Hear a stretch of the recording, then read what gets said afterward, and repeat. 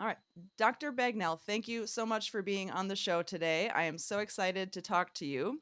You have been a functional neurologist and in private practice for over 30 years in South Florida. And one of the things that I Right. absolutely love is that you call yourself a health detective. And I love, love, love that. I Yes. think we need more health detectives in the world. Our work in functional neurology, yours and mine, has really opened up a window, maybe even a door, we might say, maybe even sliding doors, big doors into what's really going on in the brain and how can we help people to not only recover, but optimize really their brain function, right? To get back all of these functions and maybe even improve to a way that they didn't even anticipate. So that's been my health detective journey. And I did write a book. I know you're on the path to that, and I can't wait to see that and read that. But that was about detectives because I feel that good medicine is looking into many things, not just what I like to call it fast and slow medicine, right? Like fast food. I'm not into fast food, never have been. And I'm not into fast medicine, like, oh, yes, this, here, take this, do that, you're done. Let's really spend time. I know you do, so this is at your heart too. And get into what is going on with the person and keep asking myself the question, why is that? And why is that? And why do they have this? And why? Rather than just defaulting to something that might be seemingly simple, but yet not get the quality of results. So we're really into one-to-one patient care, very focused, highly specific, high touch. My wife likes to say high touch and high level quality. And so that's being a detective, is looking for the clues, as I know you do, looking for the clues and getting underneath the hood to help people get back to the things they want I and love love that. to I do. love that concept of fast versus slow medicine, and especially when it comes to the brain and people that have had brain injuries. They need people to put the time in to ask the questions and do the investigation. And so I love that kind of differentiation there between fast and slow. It's great. Yes, agree Well, 100% with you. today Yeah. I wanted to explore the topic of cognitive symptoms and cognitive dysfunction because that is one of the things that so many people do experience. And a lot of the research says, oh, maybe 10 to 30% of people go on to have lingering persistent symptoms. But then when they started looking at actual cognitive symptoms, they started to recognize, ooh, maybe that number's closer to like 40 to 50% of people actually experience lasting Right, cognitive symptoms. And so I think that now that the right. research has gotten a little bit better at paying attention to the cognitive aspect, we're recognizing that's really important. Yeah, I agree. Yeah, the cognitive aspect. Actually, we this is a perfect discussion because we just completed a 2 week immersive. Many of our clients come from different locations, as I'm sure yours do, around the country, even some from outside the country, for shorter periods of time called immersives. And this one young man who's in college, he was dealing with, let's just call it brain fog. That's the way he, positioned it, which affected his ability to function in college. So his cognitive abilities. And so when we looked at him, we had to get under the hood as a health detective and determine what could be causing this experience of a cognitive impairment, we could say in some official language, or brain fog in his language. And so he had been to the Mayo Clinic with his family. He had been to numerous other practitioners in different disciplines, looking at immunology, which of course could be a very important component, gastrointestinal, another very important component that should be considered. Mayo Clinic looking at things like chronic fatigue syndrome. When we looked at everything, all the information, and reevaluated everything neurologically, really from a hierarchy, we start with what I call brain based healthcare. So here's another nugget. We think about brain based healthcare. So we're looking at the brain to determine, is it primarily involved with what you're dealing with, or secondarily involved, or not involved. And so, if we can go through that hierarchy, we can determine, is this someone we can help, or is this someone that really needs to be referred to the appropriate type of caretaker? So, with him, his brain fog, his cognitive issues would be in this category: dysautonomia. His blood pressure when he stood up would drop, and his heart rate would soar. So you can imagine if your heart rate went up to as if you were jogging 120, let's say, well, maybe if most people might be in that area, 120, 130, but his blood pressure went down to 90 over 60. And if you're 6'3" and your blood pressure drops down and you're a 20-year-old male who was a high school state champion volleyball player, that's not a good feeling. And so we realized through autonomic testing on a tilt table, we ran the tests, we ran evaluations for what's going on in his brainstem, which is really that autonomic hub, we could say. We're looking at a blood flow issue, a brain to cardiovascular blood flow issue to his brain. Is that the source for everyone with cognitive issues? No, it's not. But with him, that's the underlying cause. And so we worked the whole week. We got him a percentage improvement.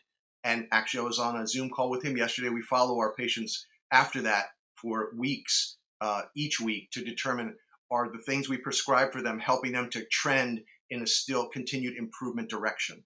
So, yesterday we tweaked some of his exercises, so to speak. We improved those. We got rid of some things that were not seeming to help and keep moving the needle forward for clarity with his cognitive function by improving his dysautonomia. I love that.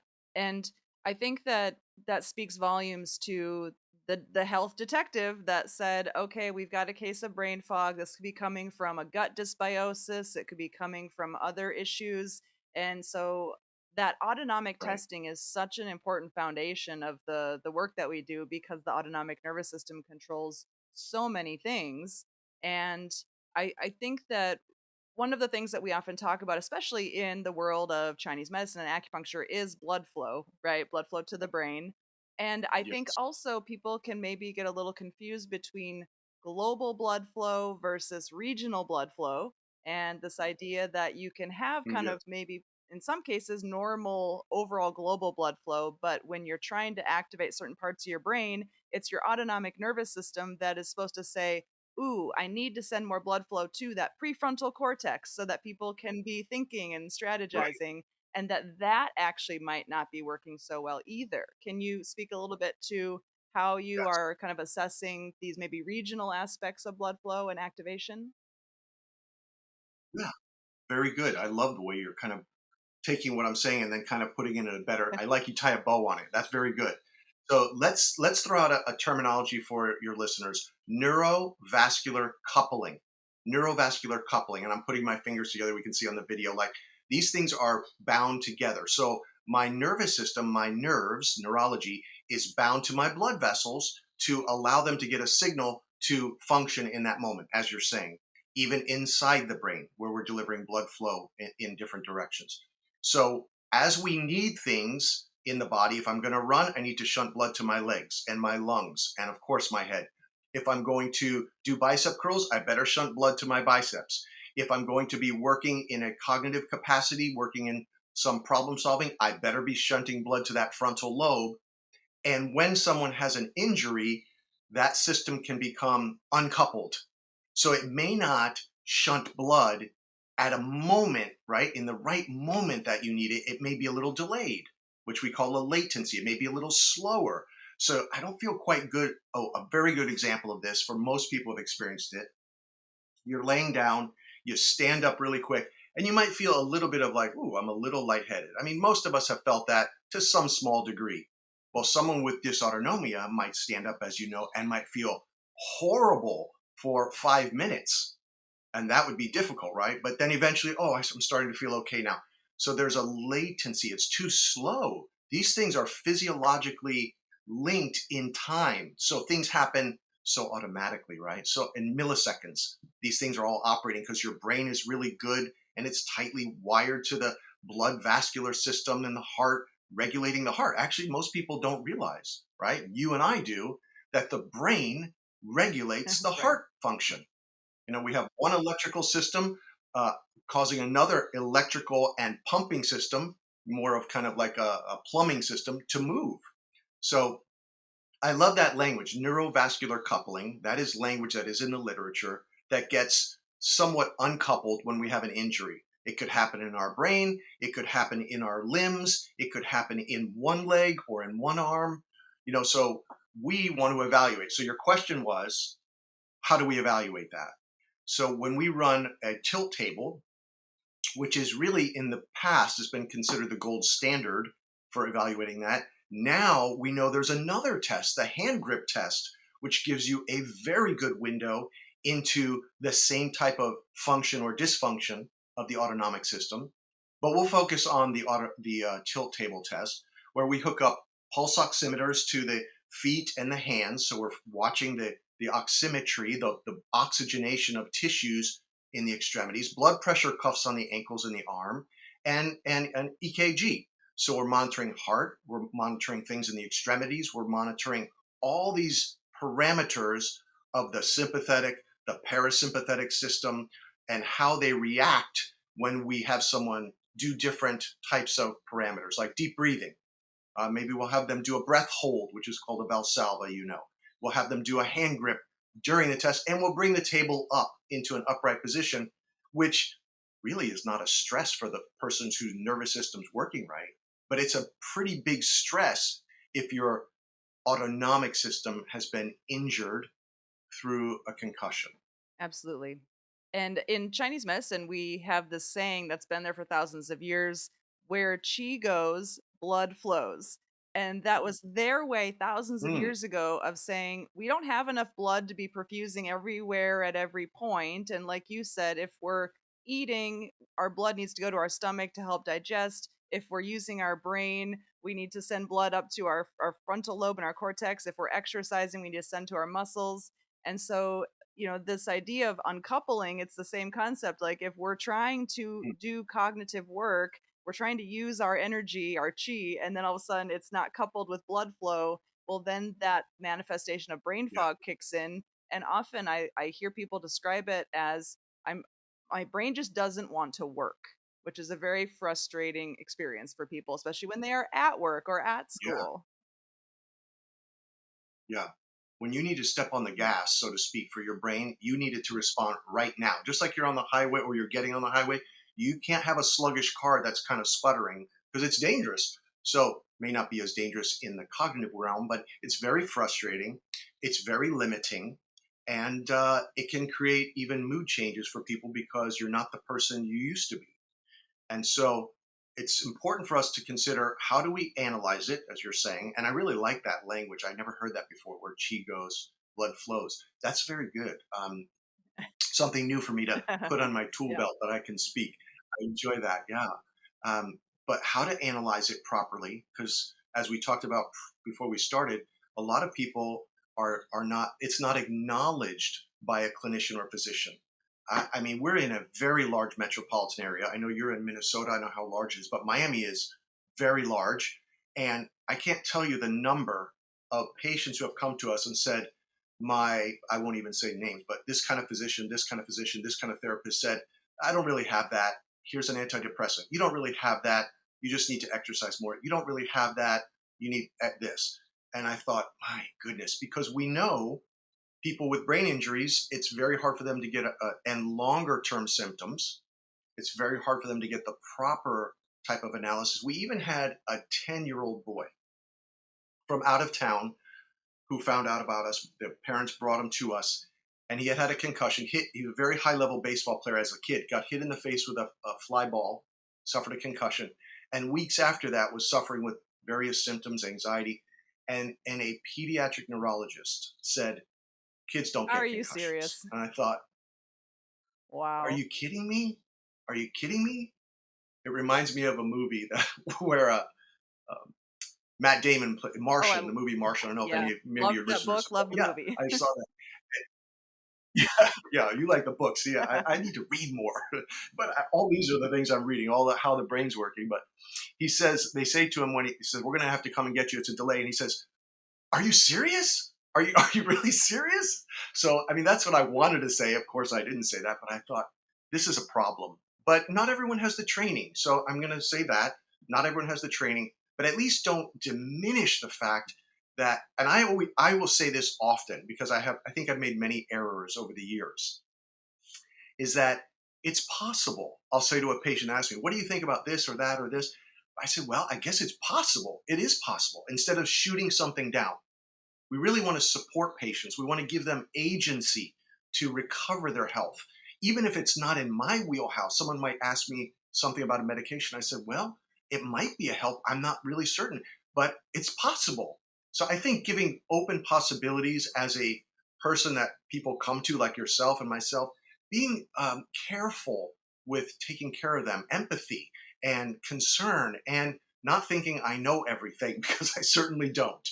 I don't want to close the door on the possibility of hope for them. And we want to look at things prudently and rationally and with data and with information. Absolutely. And I think too, when you talk about doing the tilt table testing and you're observing that somebody's blood pressure is dropping and then their heart rate goes up, the kind of the conventional approach is to say, well, let's just try to artificially control this with pharmaceuticals. And so you do get a lot of people that are just given a beta blocker to try to lower the heart rate. And I think it's really Yes. important to recognize, the error in the system is the original error is not necessarily the elevated heart rate. That's just a reaction to everything else that's not functioning right. And so you're kind of coming in and trying to 100%. just squash a response to an error. And so I think it's really important for people to recognize that Yeah. that's one of the reasons why the outcomes of just trying to artificially control the autonomic nervous system typically don't have good outcomes. Oh, that is very well said. The error in the system. I like that a lot because that is very accurate. Everyone does what is in their Mhm. wheelhouse, right?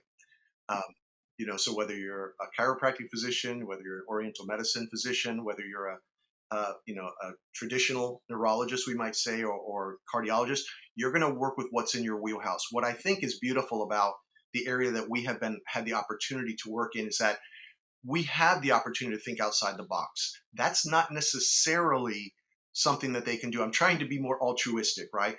They're trying to do the best that they can, but they're working within a limited range. Like if you do not prescribe those things, there's five other doctors that will testify against you that you should have prescribed them. So that's a problem because the modeling for what's really going on, as you said, where's the error in the system is not being addressed. It's symptomatic, even if it does give symptomatic relief. And how much more if you get an ablation and you didn't need it? That's even Yeah. more intense, right? So I agree with you. Having people that are working outside of the traditional quote area and thinking a little differently can be very beautiful. We see that all over the country, right? If we can think differently and talk, maybe we can help people more. So it's really wonderful to know that, yeah, drugs are really suppressive in one area and they're not going to actually strengthen. So when people say, yeah, there's no cure for dysautonomia, I said, well, what do you mean by that? Because if you can strengthen it and resolve the imbalance in that dysautonomic function, isn't that a cure if a person doesn't have the symptoms anymore and they can function to the capacity they did? So I wouldn't say that lightly, like, oh, we cure everyone. That's foolishness. But I would say, let's look at what's a resolution rather than just a compensation with medication or salt intake or stockings or an abdominal belt or something that's compensating you. Let's get in there and see if we can understand it, untangle it, and then fix it if possible for the long term health that you might be able Yeah, to enjoy. absolutely. And if the point of the autonomic nervous system is to be responsive to what's happening in the moment, taking a medication that takes away that responsiveness is also not a great long term solution. Mm, yeah, totally. That's very well said. When we talk autonomics, we're talking about heart rate and blood pressure and blood flow. And it's probably good to mention all the other end organs that can be affected because people may go in that direction. So we mentioned gut. I think there's two things I want to mention, but this one will be the first one. So someone, let's say their dysautonomic function affects their gut much more. They may go off to the GI specialist. If someone else is saying, I'm in my 50s, I think my hormones are probably the source of this problem. Now they're off to the endocrinologist or the gynecologist or to someone in anti-aging medicine. Could be a help. Or if they say, I'm having problems with, dry eyes. So these end organs of the autonomic system can cause someone to go off into that direction, not inappropriate, but not the whole picture maybe. And so we try to look back at what other symptoms they're having. And there's a very good survey that someone can do, a Compass 31, to give you an overview of, right, their autonomic system. I'm sure you can probably link that into the podcast so people can do it on their own. and understand, am I having issues like this? Because this might be part of all of my other issues as the underlying cause. I think that's really critical. I'll stop there because I keep having very long answers. No, So give you that's a chance great, to jump and, in. to take it back to ancient Chinese medicine, which really did have a reference frame for dysautonomia, they talked about disharmonies, and they talked about disharmonies between the circadian rhythm and the ability to actually have a proper immune response, and these disharmonies between how the kidneys and the heart are functioning, and disharmonies between the liver and the spleen, or that really manifest as these digestive problems. And so they were really looking at this from a functional perspective a long time ago to say, where is the disharmony? And again, like, how can we harmonize the system? Which, when it comes to dysautonomia, that's really what we're trying to do too as functional neurologists, is we're like, how do we bring Yeah, harmony back to a system that controls so many different things in the body? yeah. I mean, so far ahead of its time, Oriental medicine, right? Even medicine back then. As you're saying that, it's like, yeah, they were right on the money. And you're talking about blood flow. We don't really talk about that in, we'll call it Western medicine or more modern medicine, in terms of the whole body. It's rather that you have a circulatory issue, you go to, but not in terms of the whole body, like global or local or regional. But yet you all were doing it thousands of years ago, at least considering it. Now we just have different language, but it actually was already a thing. I've often thought of that when it comes to the chakras, and for my thought is just, and this is a little off topic, is what would be the kind of possible equivalent of that? And I'm thinking about the endocrine system, all these midline glandular functions that are energetic in a way. Anyway, that's just a little side note, but there's so many things that are, I don't even want to say confirmed in Western medicine, but as science has identified things, or as technology has been able to identify things, we go, oh, that was right on the money in Oriental medicine. That was right on the money. And so this is really beautiful that, you have the marriage in your own practice of those two things. I really Thank appreciate you. that. Yeah, I mean, it's for me, I look at it as maps. If you're hiking in the woods, you need a trail map or a topographical map. If you're driving in a car, you want a road map. And so all these different forms of medicine and all these different ways of looking at the brain and the body are just, they're just maps that we can use interchangeably to say, what is the appropriate map I want to Oh, use right now to kind of look at this particular problem.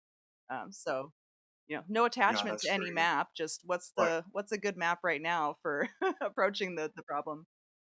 for this patient, yeah. But you got to have a few maps in your backpack so you can decide Yeah. which one, right? So I That's right.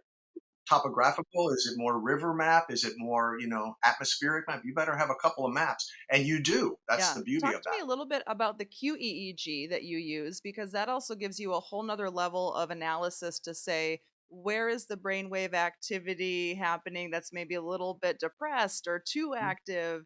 And I would love if you could kind of tie Mhm. that into patterns that you see in maybe people that are coming in with brain fog or cognitive symptoms versus, say, I know you do a lot of work with Sure. kids with ADHD, and I'd be curious if you could speak to maybe any kind of different patterns that you see with somebody that has ADHD versus somebody that's coming in with post concussion syndrome and cognitive symptoms. Yeah, it's very good. So one of the analysis tools we use is a brain map, an EEG, known to us as a QEEG, as you mentioned, which is a quantitative EEG. So the difference, if someone says, "Yeah, I already did that. I went to the hospital. I had that after my concussion, and they didn't find anything," I said, "No problem." So that's good. What they're primarily looking for, I would say, is any type of seizure activity post concussion. So epileptiform, to use the right language. But in the absence of that, you're good to go. When we do the analysis, we take the data and we compare it to normative databases, one European model, one American model. And we look at two factors in your brain map. How much power in every brain wave, every bandwidth, how much power? Do you have too much power or too little power, or a normal amount of power, normative range? And then we look at coherence, like the communicating signals. So an example of coherence would be you and I are talking, we can hear each other, we have normal coherence. If I mute myself and I'm talking, hypocoherence, it's too low, you can't hear me. And if I turn up your volume and turn up my volume and we're yelling at each other, that's hypercoherence. So think about the brain kind of screaming at different places inside, or racing thoughts. Hypocoherence is super sluggish. Another way to think about it is like too much gas and too much brake in the car. And so we're looking at these measures, coherence and power, and we compare them to a normative database. So we have people with post-concussion or concussion. We have people with cognitive issues, maybe from the concussion or not. And we have people with ADHD. Actually, as you know, someone could have a post concussion effect and not have a classic ADHD diagnosed maybe early in their life, but could develop attentional problems Mhm. because of the Absolutely. injury, right? So there may be more self diagnosed. But there are signatures when you look at a brain map. So it's not really ethical to diagnose from a brain map. That's known across neuroethics when we're looking at EEG. But what we can do is say there is a signature pattern here. There's a pattern. And that pattern is common with people who have brain injuries. And that pattern would be too much delta and too much high beta. So a quick class on the brain waves, right? Very short, Yeah. probably good for listeners. 5 brain waves, we'll just talk about that. Delta is very slow, deep sleep. Theta is a little bit faster. That's your REM sleep, very important. Alpha is a beautiful brain wave, the first one ever identified, considered very flow state, very much where people want to train to be in their athletic best. So they're kind of relaxed, but they're still sharp and crisp and ready. I always say it's kind of like for us waking up in Asheville on a fall morning and having a nice coffee on the deck and just being, I'm ready to I go, but love I'm it. chill. That's that's Yeah. my thought of alpha. Or maybe a summer in Minnesota, summer, but not winter. Can't be winter. And then, unless you I love mean, that, going then it would be snowshoeing your during a alpha. snowfall is pretty relaxing. Oh, no, that's true. I haven't experienced it, but that sounds like, yeah, I think that would be a good thing. So alpha is this very flexible brainwave. It increases when we close our eyes. When you're visualizing something, if you're that type of person, your alpha goes high. If you're artistic, you have a lot of alpha. Then you go into beta. Beta is a higher brainwave. So if you're exercising a little bit, you're in a beta state, probably a low beta. High beta is complex problem solving. Very good if you're complex problem solving, but can also be agitation, could also be anxiety if it's too much. Then we rise up into gamma. Gamma is a very high frequency. And I'm trying to make these just simple for people because there's a lot of detail that can be overlaid, but just what's a simple takeaway? Gamma is your memory binding into deep memory, the gestalt, understanding the bigger picture and being able to process that deep in the memory. So delta, theta, alpha, beta, high beta, gamma. Great. So when we look at someone with a brain map that has a lot of delta in one region, and they're not asleep during the taking of the brain map, and they have a lot of high beta, a question I would ask is, have you ever had a brain injury? Have you ever had a concussion? I ask it in different ways because some people say, no, no brain injury. Did you ever hit your head kind of hard and you kind of knew it for a while? Oh, yeah, that happened when I was 10 or 11. Because there's a lot of definitions. That's part of the problem, as you know, with concussion or MTBI.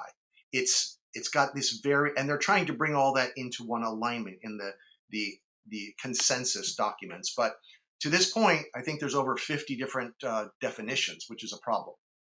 So we look at that signature. Do you have that? And if they have that, we start considering and looking into that history very carefully. And then we want to re regulate that brain, help that brain to self regulate better. And that's through neurofeedback training, and which is a passive form of therapy, very effective, and functional neurology, which is the active form of therapy layered together.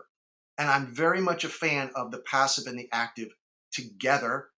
In my experience, which is limited, my own personal experience, people's responses are faster than what you say, than previous history of only doing passive types of therapies. So, passive types of therapies might be CBT, as you know, or audiovisual entrainment with sound and light, or neurofeedback. Those would be considered passive, but they're very valuable to people recovering. I like them layered together with oriental medicine, functional neurology, another approach that complements it as well.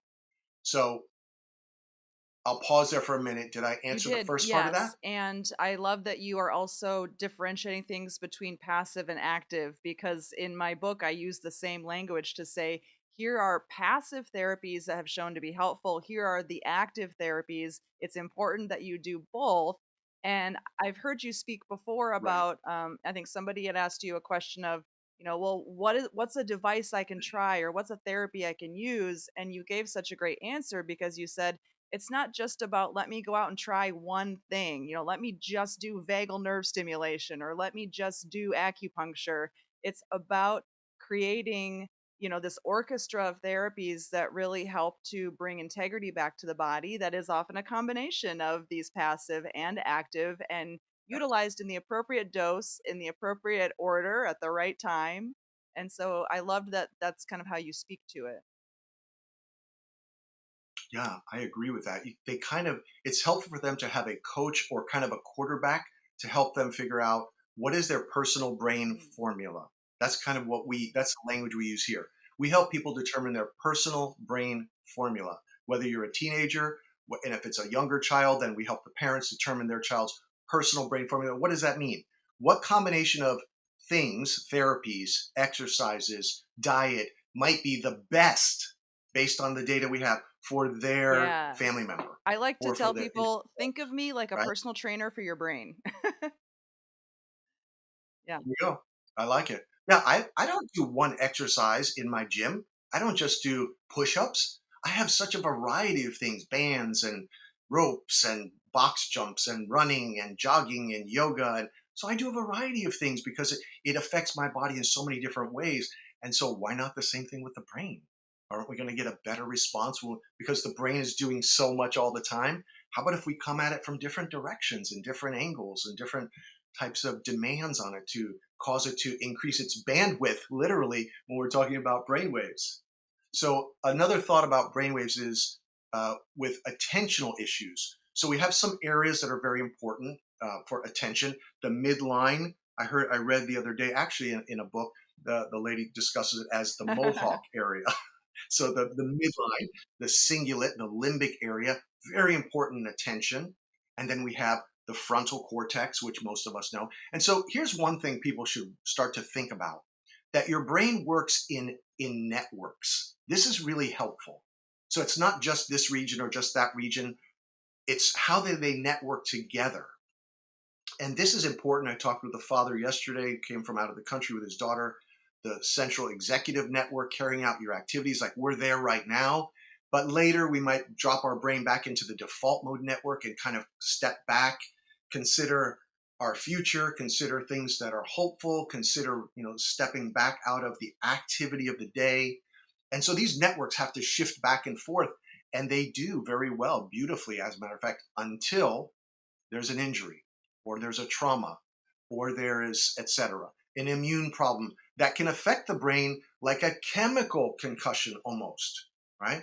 We talk about that. It's you didn't have a physical injury, but you had so much chemistry, maybe from an immune overload or lyme or mold. These things happen a lot down here, that it overwhelmed the brain chemically and caused the same type of dysfunction as if there was a physical injury.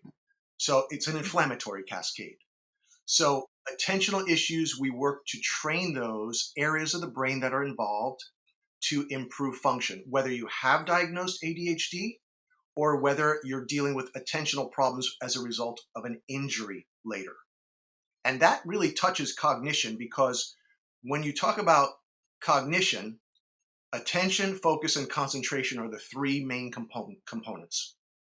Someone might say, no, no, memory. I say, yes, I agree 100%. So I'm just using these top three in this discussion: concentration, attention, and focus. And so we will do things to drive activity into those areas as long as there's good blood flow, adequate blood flow, in an appropriate manner, like you mentioned just a few minutes ago, dose specific. So we don't want to drive someone into complete fatigue. We want to kind of exercise that area of the brain as it's getting good blood flow because we actually fix that first. And now that area is starting to becomes stronger, almost like a muscle from a brain coach And like you. sorry to put you on the spot, but focus, concentration, and attention sound like adjectives describing the same thing. Are you differentiating those three terms? They're a little bit different, yeah, because there's different regions that come into play. Not completely different. Like if you drew three over, Mhm. what is it, a Venn diagram, and you had overlapping focus, concentration, attention, there are some areas that are consistent among all three in the middle, but they also have areas that are a bit different. And you can actually see these on a platform. Well, you don't see the diagram, but you can read them on a platform that you and I are both familiar with, that is out of Canada, actually, that we use for a lot of our cognitive assessment, but we actually use it in the office as well. I can Yeah. mention it's Creios. It used to be Cambridge Brain Science, and so we'll use that with people where we'll do an active therapy, and then they'll come to the laptop, and I'll say, okay, I'll load it, and they'll do one that is focusing on the right prefrontal cortex for attention, and they'll do that task. Go back and do the active therapy, come back and do the task. And I'll work them back and forth just as an example.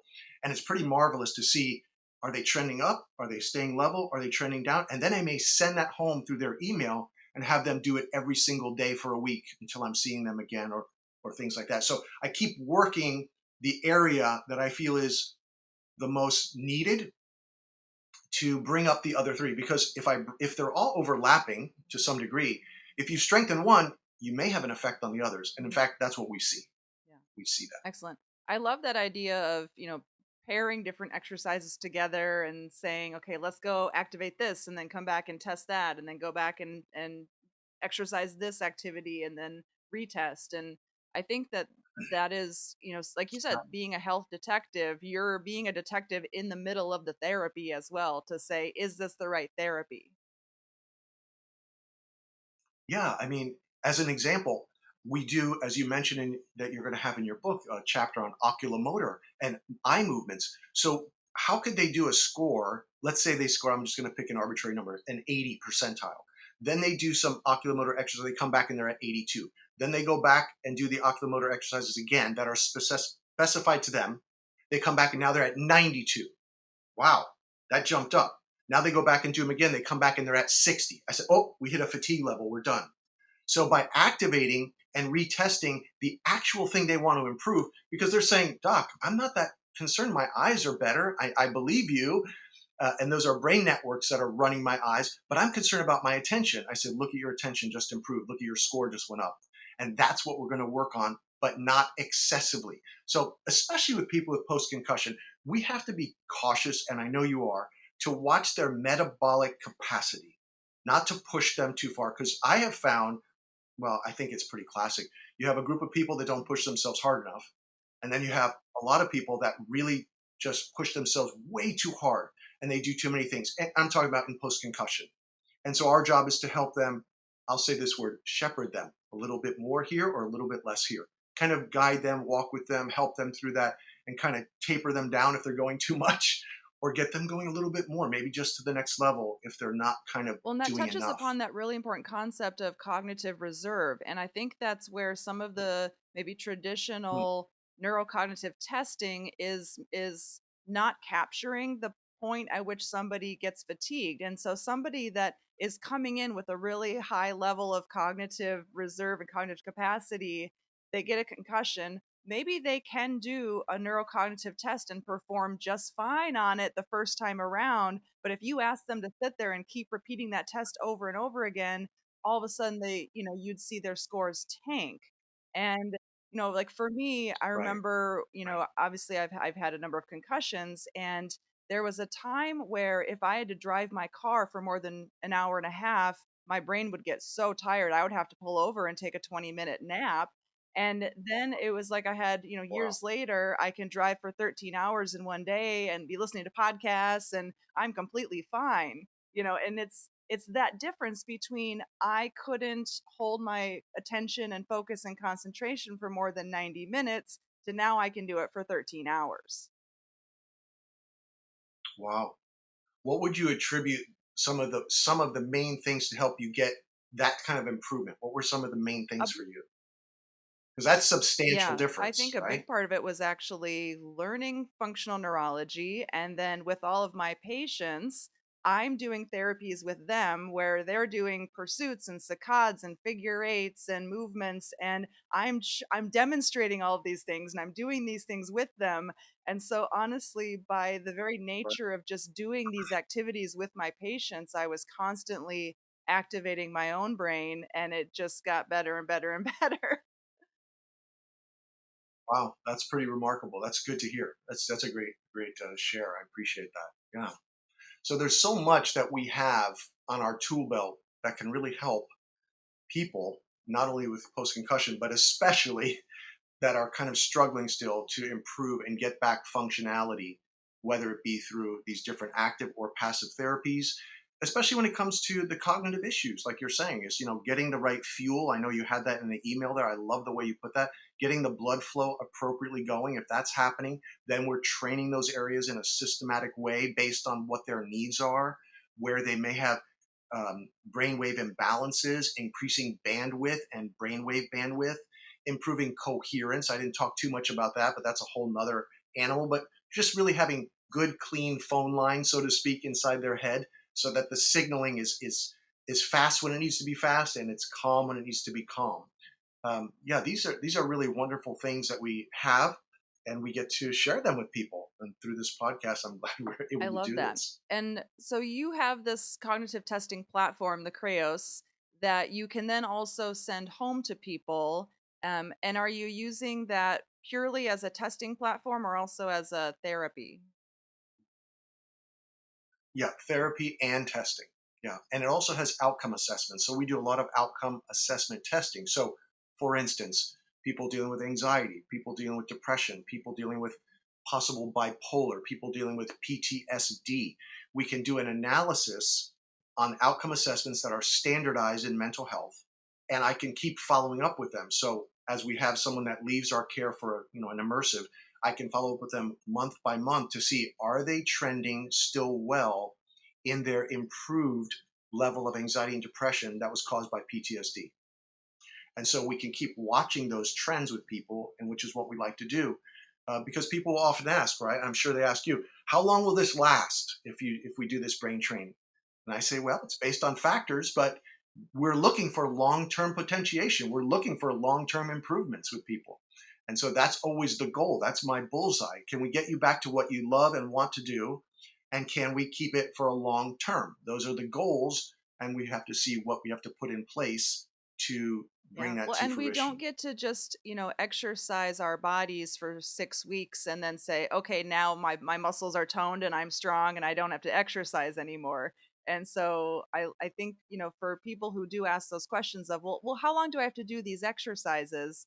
It's to everybody's benefit to see their brain as a complicated series of muscles that also need activation and training for their lifespan. Yeah, our brain, as you're saying that, what comes to my mind is that our brain is an afterthought until we have an injury. We're not even thinking about it. I know I wasn't. I've had, I estimate 5 to 8 concussions. I know you've had a history of those. We've both done very well, thankfully. Um, and it's just an afterthought. It's like people like, well, I didn't do things before. Why should I have to do them now? But we wouldn't think that with our body. That's already been drilled into us, or with our teeth, right? Oh no, I need regular dental work, and even so much to nutrition. No, I have to take in the right nutrients. I have to eat a particular way that's very good for me. A lot of people, not everyone, but with the brain, I think we just have to develop that with people, like a culture of that. I like what Dale Bredesen says out of UCLA, that every year maybe people should have a Yeah. cognoscopy instead of just having a normal physical like we used to have. But having their brain evaluated would be beautiful. I always think that an EEG yearly would be fantastic. Would be a great way to get a non-invasive baseline of how your brainwave activity is, and you go from there. Everyone would be different, but I think that's a very good non-invasive, low-cost way to at least get some Absolutely. analysis There on was your a brain. study that came out that was estimating that millions and millions of Americans that are developing mild cognitive impairment, that's going missed. It's not being caught. And I do think within the world of fast medicine, there's almost an acceptance of, well, you're getting older, and so there's a certain amount of cognitive decline that we're just going to call normal. And I think that that attitude, it takes quality of life away from people. Yeah, I agree with you. Yeah.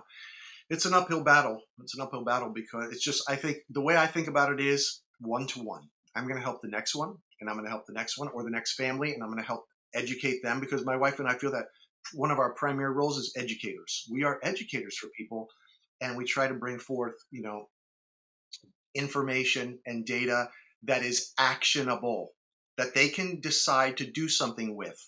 That's really kind of language that we enjoy. Give people agency, give them actionable data about themselves, about their environment, about their internal health that they can move forward on, whether it's gut health, metabolic health. But of course, it's under the umbrella of brain-based healthcare when it Yeah, comes to our absolutely. office. Switching gears, I wanted to talk a little bit about spatial awareness because this is one of the things where when people get a concussion, the thing that I hear frequently is that they then start hitting their head all the time.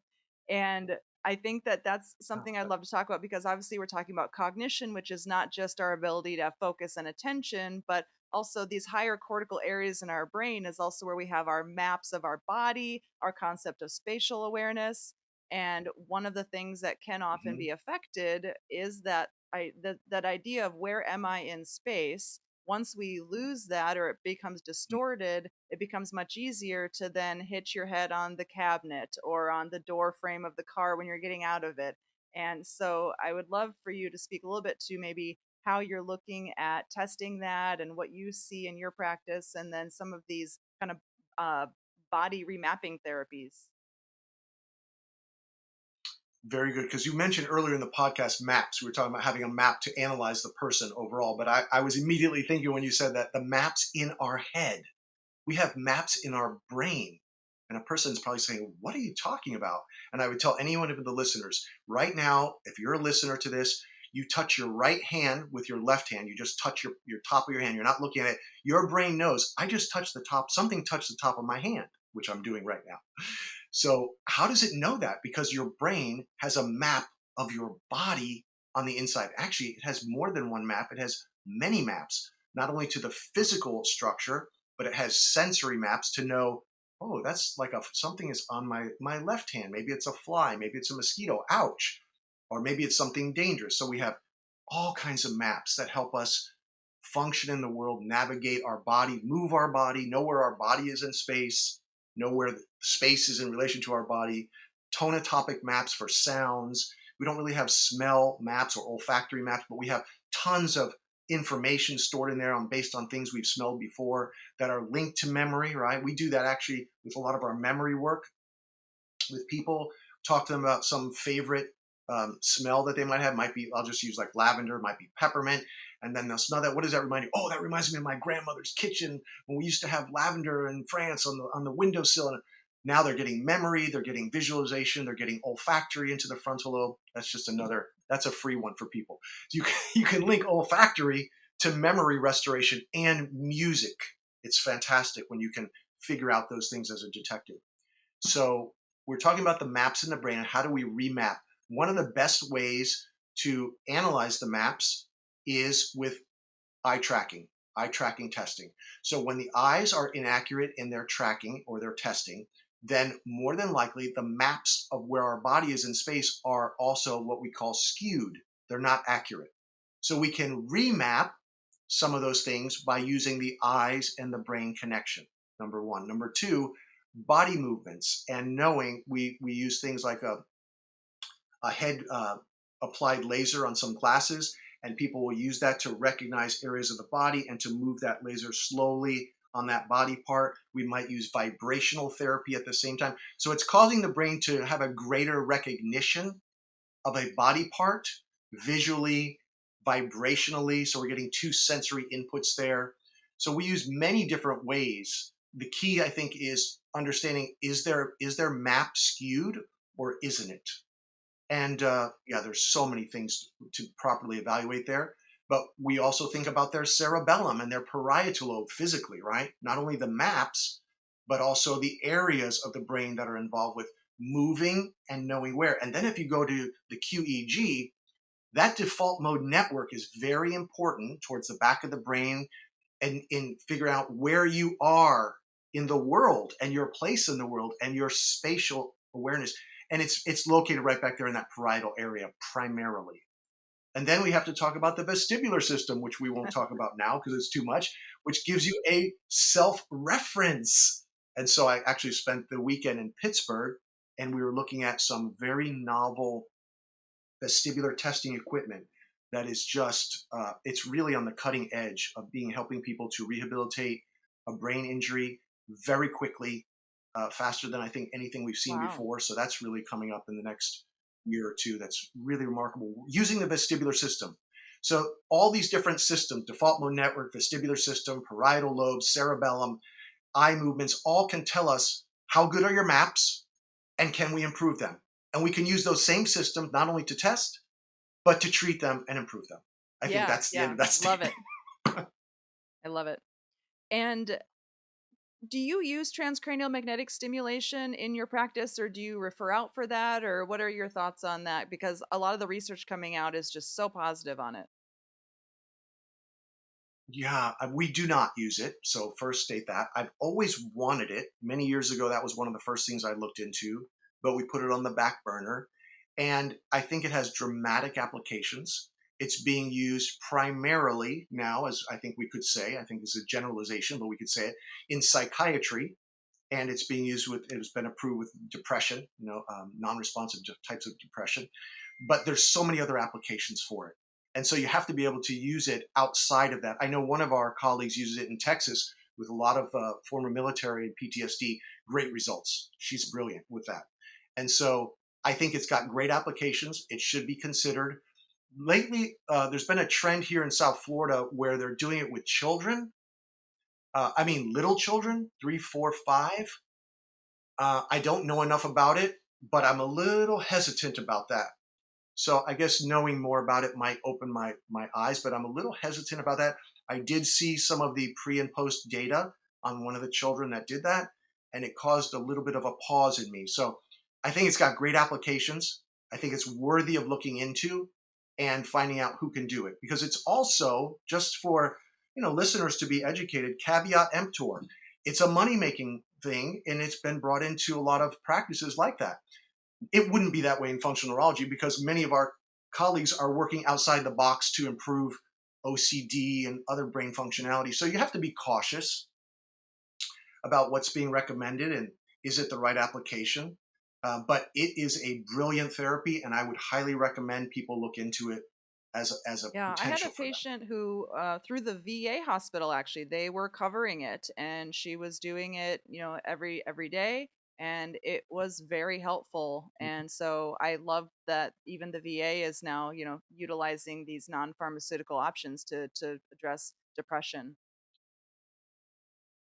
Couldn't agree more. I mean, vagal stimulation, I know they're using, and now using this TMS is brilliant. I'm wonderfully happy that those are in that And space on for the people. topic of depression, I think it would be worthwhile to also explore this concept of again when we talk about depression, the age old approach has been, oh, it's a neurotransmitter imbalance. Let's just give people some pharmaceuticals to modulate the neurotransmitters.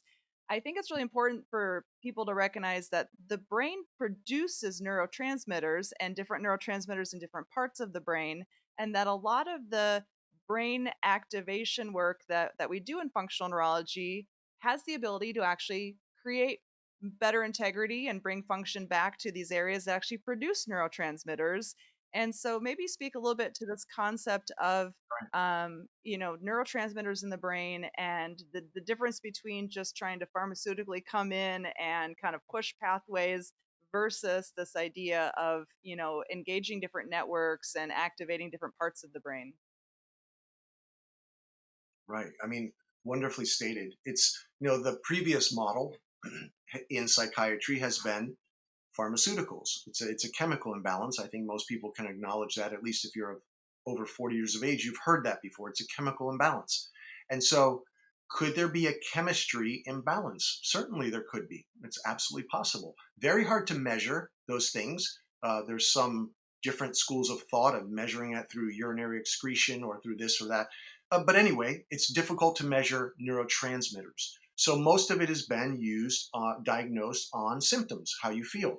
Dr. Daniel Amen would say, why have we been the one profession not using imaging to understand what's going on in the organ we're treating when everyone else has been? So that's from Dr. Daniel Amen, one of the top psychiatrists in the world. And so, with that, we can say that yes, dopamine is produced in the brainstem, serotonin is produced in the brainstem, norepinephrine is produced in the brainstem. These are three of the major chemistries that our brain uses. Yes, there's serotonin produced in the gut, but sometimes that gets a little too much attention, maybe. So it doesn't mean that you shouldn't have a healthier diet. It does not mean that. What I'm saying is, it's not all the serotonin in your gut is going to your brain. Your brain is making much of what it needs right there, very close to it. So, yes, this brain stem, which we talked about earlier, is the autonomic hub, you could say, of the brain. This brainstem is actually creating chemistry by firing. So we go from the ancient Chinese thought, where qi goes, blood flows, to Sherrington, right? I think it was Sherrington. If it fires together, it wires together. And now we're going to firing Mm, creates yes. chemistry. Oh, wait a minute. Firing creates chemistry of neurons? Yes, that's how they talk to each other. So we can approach it from the chemistry or approach it from getting it to fire properly because it may have been suppressed. So, yes, we have seen dramatic mood changes in many individuals with functional neurology applications by treating things in a region that increases chemistry activation. And many times we have to add by subtraction. You say, what does that mean? We have to take away too many things they're putting in so that their brain can start working properly. And we do that whether it might be maybe there's too many supplements they're taking, maybe there's too many medications that they're taking. And many people don't want to do that. They just don't know what is the other option. They need another health detective or coach to kind of present some other maps to them to think about how they might be able to do this. And we've been, I would say, pretty successful in that and helping people navigate away from some of those things because they got the improvement that they needed and now they're Yeah, more I functional. love that. And I think that's so important for people to recognize is that, like you said, there's a lot of focus on the gut's production of serotonin, but a lot of that serotonin does stay in the gut. And it really is the brain that is producing its own neurotransmitters that can at times be suppressed because of an injury. And we can bring activation back to these regions that then it's kind of like jump starting a car. All of a sudden, the areas are firing again. They can Yes. produce their own neurotransmitters, and you start to actually very naturally get the brain's neurotransmitter balance back in play simply by providing the right activation.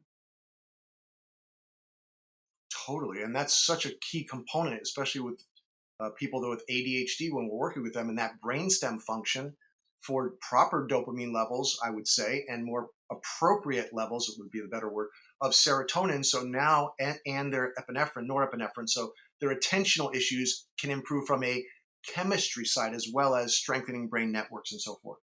I do need to mention I have a few more Yeah. minutes, Doc. So, and then I have to get into Yeah. Well, patients before we here. wrap up, I would love for you to talk about your work with dolphins because it's so, so unique and it sounds absolutely phenomenal. So, share a little bit about this very special thing that you're doing.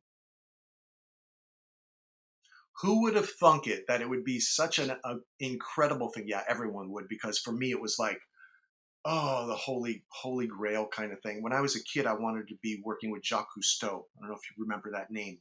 So my mom even helped me write a letter because I wanted to go and visit the Calypso. That was what I wanted to do. So many years later, this opportunity comes up with some of our patients who are co-owners in habitats, dolphin habitats around the world. Well, they happen to be very close to us here in South Florida in the Keys. And so they said, there are some occupational therapists and physical therapists that work in another facility down there with children with disabilities. Would you consider doing something in neuroscience with the dolphins and with clients? And I said, oh, wow, this is an interesting opportunity.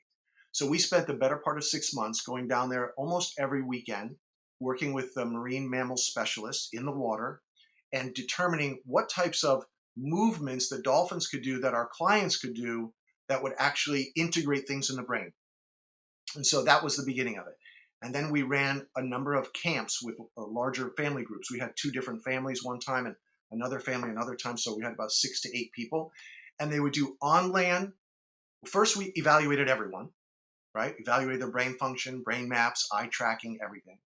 And then we designed therapies for each individual person on land and then in the water. So they would train on land for an hour and a half, then they'd be in the water for an hour. Then they'd have lunch, then they'd train on land, and they train in the water. We did that for a week. And so we did that over 2 camps. Since then, well, of course, the pandemic, there was a big change in the environment. And so we have gone back and periodically worked with one client at a time. And it's been similar.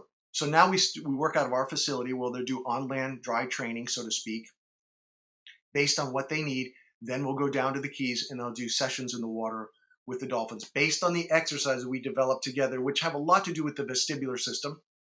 And just the experience is very much life changing.